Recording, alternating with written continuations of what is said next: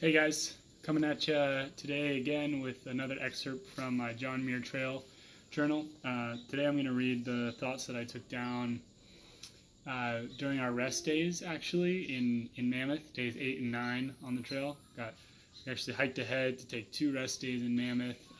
We had seen so much rain for the first week on the trail and really craving that pizza and beer, but this was kind of a pivotal turning point for me emotionally, mentally on the trail to make the decision of whether I wanted to keep going or take an opportunity to jump off the trail.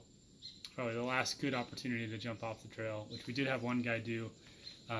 Ultimately, I decided to stay. Really glad I made that decision, but here goes.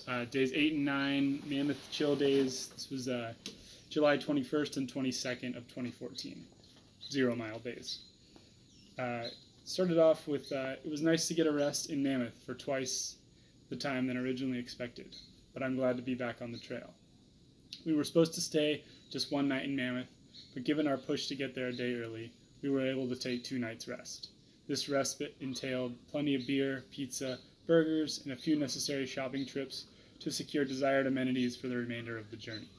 We were lucky to have 2 beautiful homes in Mammoth to stay in for 2 days, and to get into a bit of shenanigans our first night.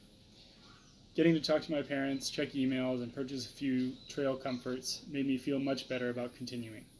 Ultimately, I think I realized that this truly was a once-in-a-lifetime experience, and I knew I wouldn't be able to live with myself if I passed up the obvious opportunity staring me dead in the eyes.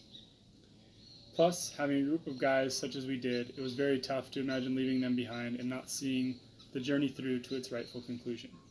In the end, I suppose my curiosity got the best of me, and I also suppose that financial need wasn't substantial enough to warrant calling the trip off after just a week. This is speaking specifically for myself, of course. Money is a motivator in this world, whether we like it or not. It is also a necessity, whether we like it or not. For as much as I wish it weren't so, I cannot change the power that money wields over our decision-making processes.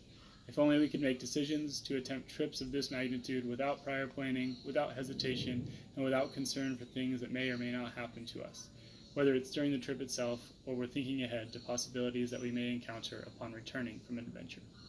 If only the world weren't governed by the almighty dollar. Where is love in that equation? Are you telling me it really takes a backseat to a green piece of paper printed by man by destroying one of our Earth's most vital resources, the trees? That doesn't seem right to me. But I remain a slave like all the rest. I remain shackled by the constraints of that dollar pursuit, and until I am free, this weight seems sure to remain heavy on my shoulders.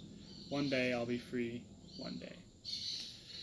Pretty interesting to look back on that, given how my thoughts, opinions, feelings have changed. Definitely wouldn't consider myself too strongly bound to that dollar anymore, but always good to look back at your writing, and ultimately that's why I do it, so that I can look back at it and so that I can know and hope that I'm moving forward and progressing positively.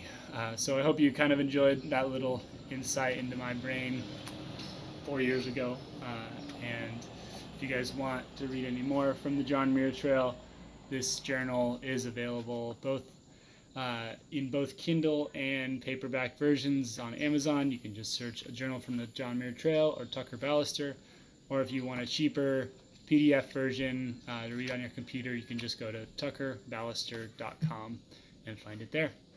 Thanks for joining me, guys. Much love. Pura vida from Costa Rica.